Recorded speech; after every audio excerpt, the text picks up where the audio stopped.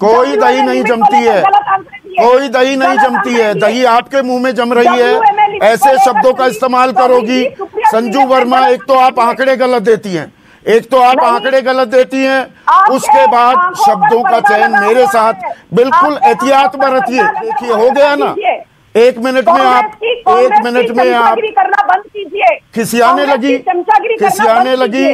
खिसियाने लगी ऐसी शब्दों का इस्तेमाल करेंगी तो मैं फिर और बखिया उधेड़ दूंगा संजू वर्मा आपकी।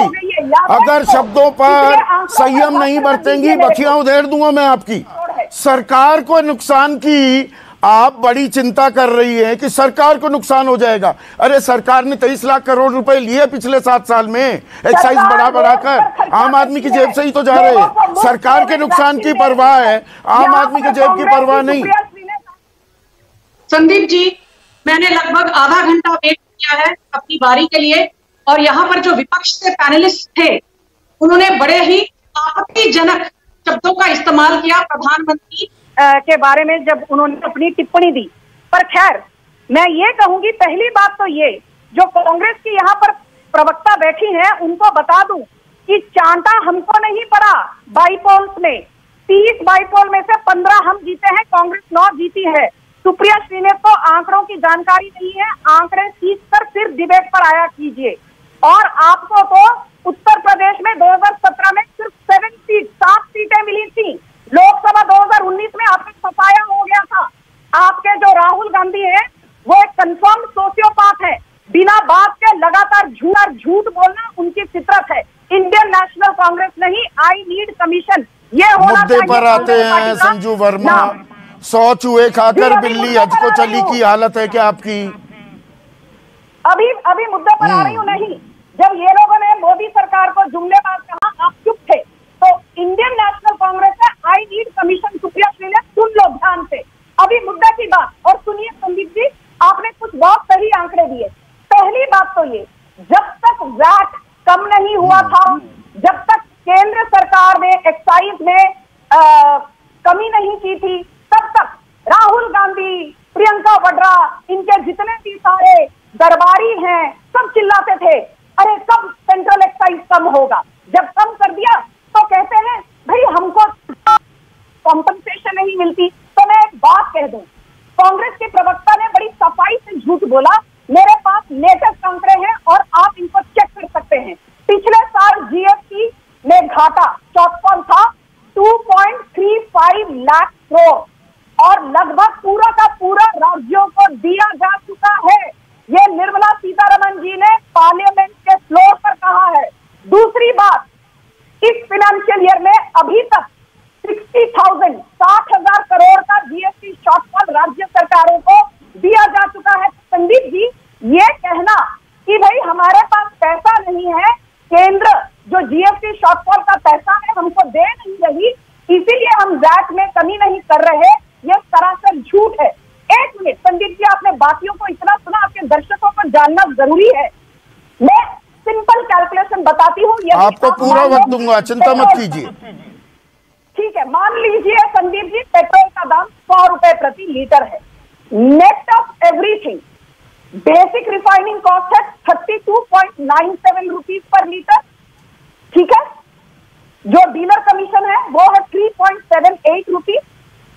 जो सेंट्रल एक्साइज है net of everything given to state वो है 21 रुपीज 58 पैसे।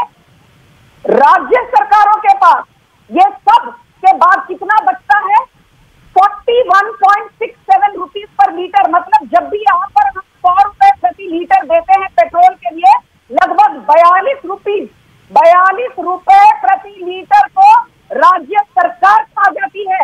राजस्थान की सरकार लगभग पेट्रोल पे 42 गलत आंकड़ा दे रही है। महाराष्ट्र की सरकार, संजू वर्मा, मेरे शो पर गलत आंकड़े नहीं चलते हैं। बिल्कुल गलत आंकड़े दे रही हैं। मैं गलत आंकड़े अपने शो पर नहीं चलने देता हूं।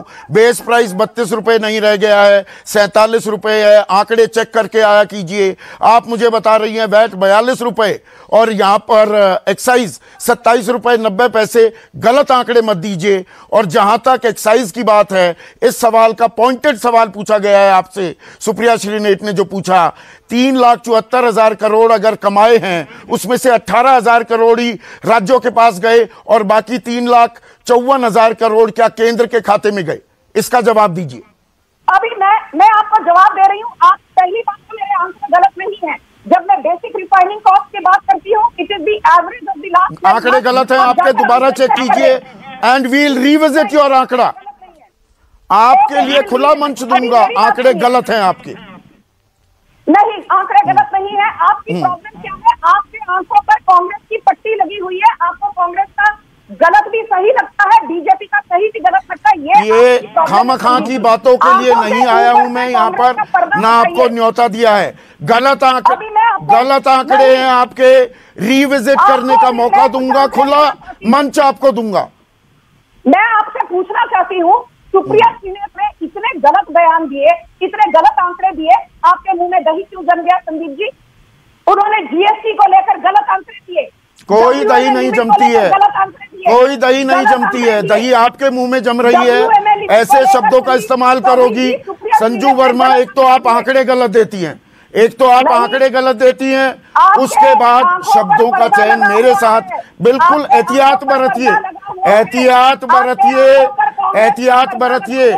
आंखों के पर्दे के चलते ही 4 लाख लोगों को 4 लाख रुपए के मुआवजे को आप 16 लाख करोड़ रुपए बता देती हैं और उस पर 10 मिनट तक बहस करती हैं। मैं रिविजिट करने का पूरा मौका दूंगा आपको। कोविड के दौरान आपने क्या कहा था? 3,65,000 करोड़ कोविड के दौरान। उसका जवाब, अरे अब देखिए, हो गया ना। 1 मिनट में आप करना बंद कीजिए। खिसियाने लगी।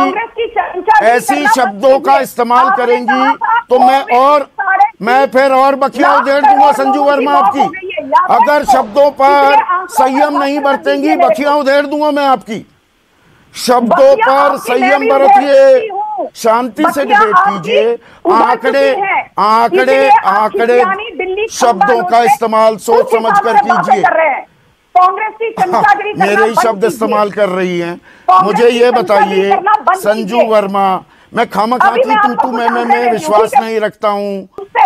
The annual loss to the central exchequer will be 1.3 lakh crore और सिर्फ इस फाइनेंशियल ईयर में जो हमको घाटा होगा। आम आदमी का कितना नुकसान हुआ? सरकार को नुकसान की आप बड़ी चिंता कर रही हैं कि सरकार को नुकसान हो जाएगा। अरे सरकार ने 23 लाख करोड़ रुपए लिए पिछले 7 साल में, एक्साइज बढ़ाकर। आम आदमी की जेब से ही तो जा रहे हैं। सरकार के नुकसान की परवाह है, आम आदमी की जेब की परवाह नहीं।